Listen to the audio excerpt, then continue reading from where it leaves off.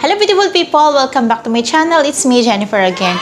So today's video, we're going to make a traditional Napa cabbage kimchi, or they call it also as pogi kimchi. So guys, let's proceed.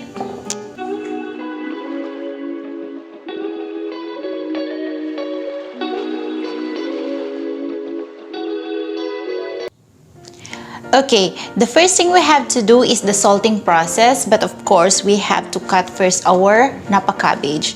So as I weigh this Napa cabbage, I have like 1.8 kg. Now let's remove first this core, the core of the Napa cabbage.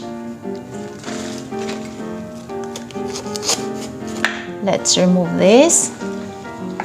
And then to cut the Napa cabbage, we have to cut from the middle on the lower portion.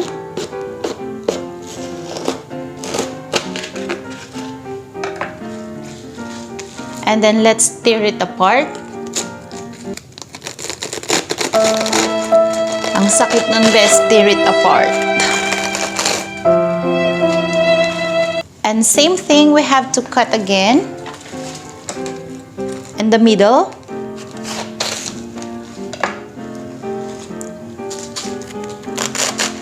And tear it apart.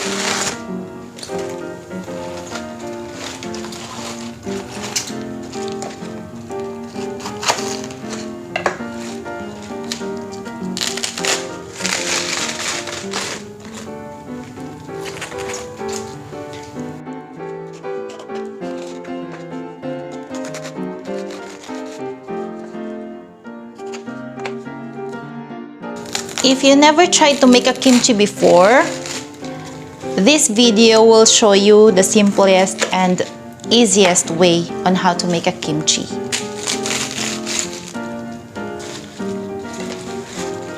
So let's keep it aside here. Let's tear it apart again.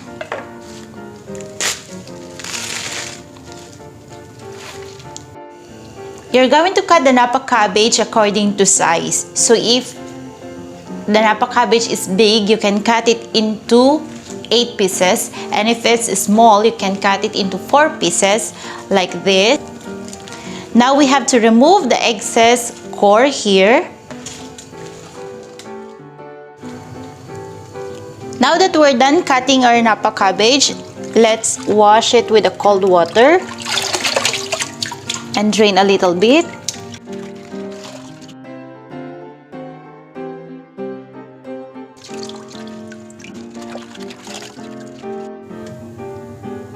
Now let's do the salting process. So I'm going to use 1 cup of kosher salt or sea salt. I'm using this Korean brand of salt, but it's up to you guys what salt you're going to use.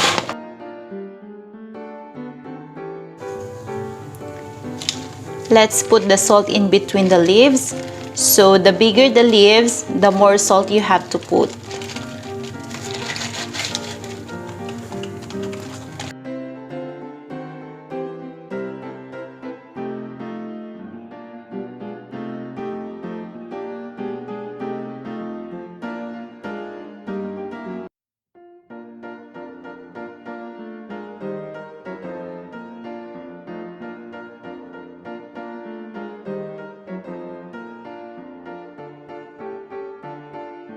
Now that we are done, let's keep this aside and turn it over for 2 hours, every 30 minutes for 2 hours. Now we're going to make our porridge. So we have to put 1 cup of water and then the glutinous rice. You can use also all-purpose flour. So let's put 1.5 tablespoons in 1 cup of water.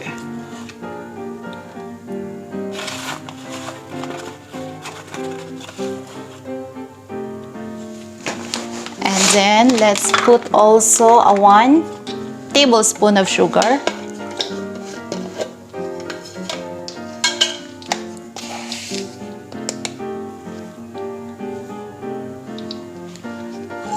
Why we are using, or why we have to put porridge in our kimchi? because porridge will help our kimchi to stick together. For making a porridge, you should not stop stirring para hindi po siya magbuo-buo. And dapat po yung porridge natin is not very thick. It should be something soupy. So now I guess we already achieved the perfect texture of our porridge. Now let's remove and turn off the fire and let it cool. So let's prepare our vegetables. I have here the spring onions, carrots, and radish. Carrots is an optional. You can also add parsley. These are both optional. So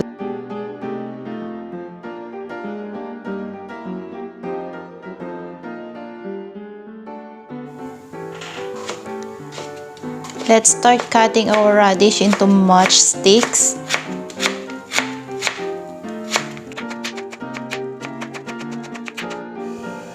Now we're done chopping our vegetables. All these vegetables will go into our kimchi.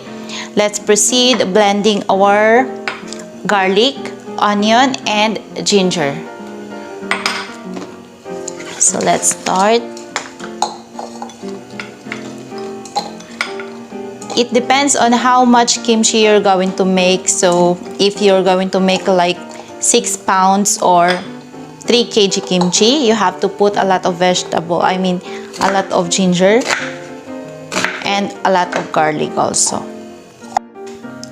Now these are ready to blend.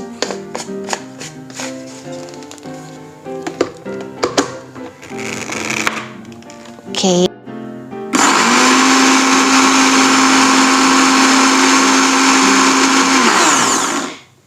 Okay, now that we're done blending, let's turn over the Napa cabbage. Now let's turn it over on the other side. You can see there's a water going down. This water, now it's a mix of water and the salt from the cabbage. Okay, so let's leave it for 1 more hour. Now we're going to make our kimchi paste, and para mas maging traditional Korean kimchi ang ating kimchi, I'm gonna be using Korean seasonings. So this is our pepper powder. It's a Korean product. This is our pepper powder. Our fish sauce, it's also a Korean product. And our salted shrimp, it's also a Korean product. So guys, first we have to put our porridge. This is our porridge that will make our Napa cabbage to stick with each other.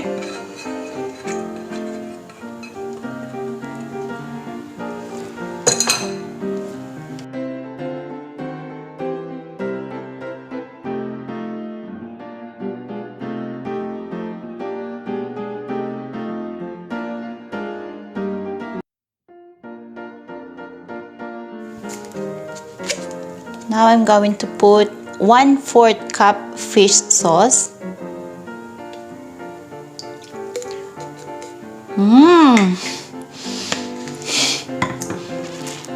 And a 2 tablespoons salted shrimp.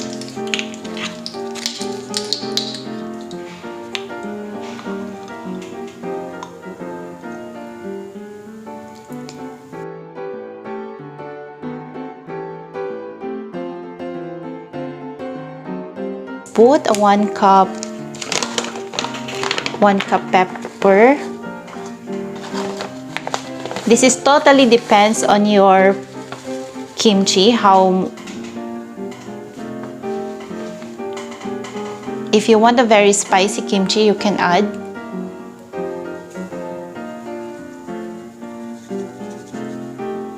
But for me, I'm going to put only 1 cup because I don't like something very, very spicy. Maybe I cannot eat it. So let's mix up before putting the vegetables.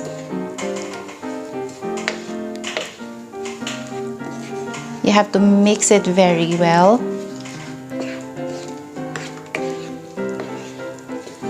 This will be our paste. I guess our Napa cabbage is ready. Now it's time to wash. As you can see, it became very soft. I have to remove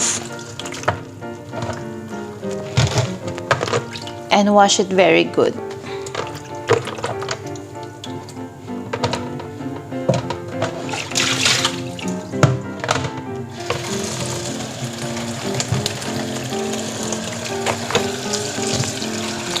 Let's remove the salt on each, so our kimchi will not be like very salty.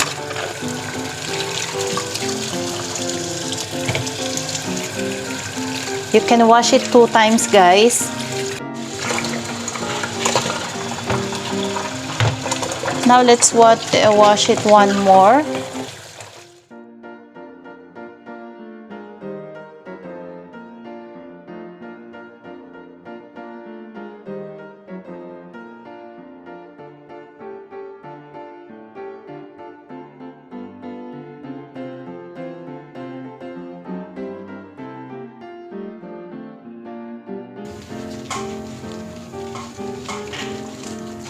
Now let's put our kimchi paste in between the leaves of our Napa cabbage.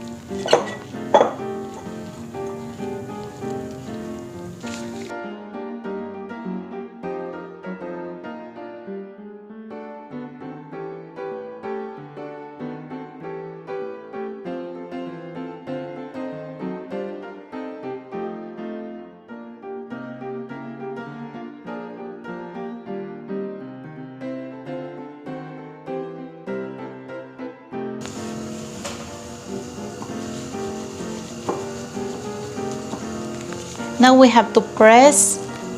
Make sure there's no air in between of the kimchi, so it will ferment properly.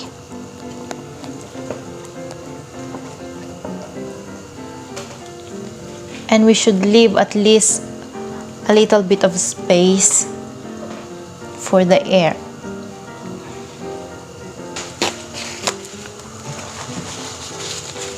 Let's wipe it off.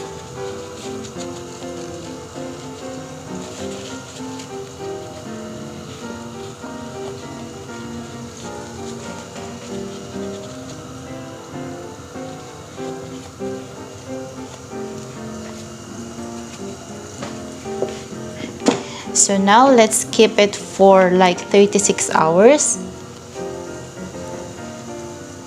And let's get back later on and see if it's already fermented.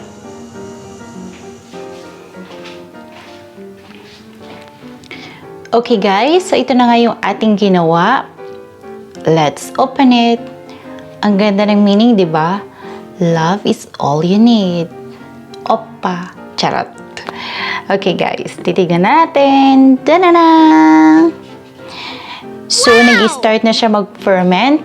Paano ko nalaman? Dahil sa kanyang amoy and nag-i-start na siyang mag-bubbles. Okay, so i-press natin siya. Ayun. Nakikita nyo guys? May bubbles siya. So, ipapress natin and titikman na natin. Alam nyo guys, I started loving kimchi na talaga. Yung tipong hindi mo na siya kayang mawala. Charot. Pagkakain, I mean. Now, pwede na nating ilagay sa ating fridge ang ating kimchi. So, ito na nga guys, titikman na natin ang ating kimchi.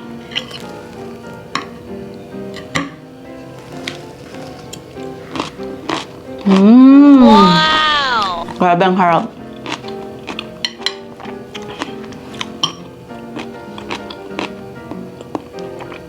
And dahil spaghetti ang lunch ko ngayon, i-prepare ko siya sa spaghetti.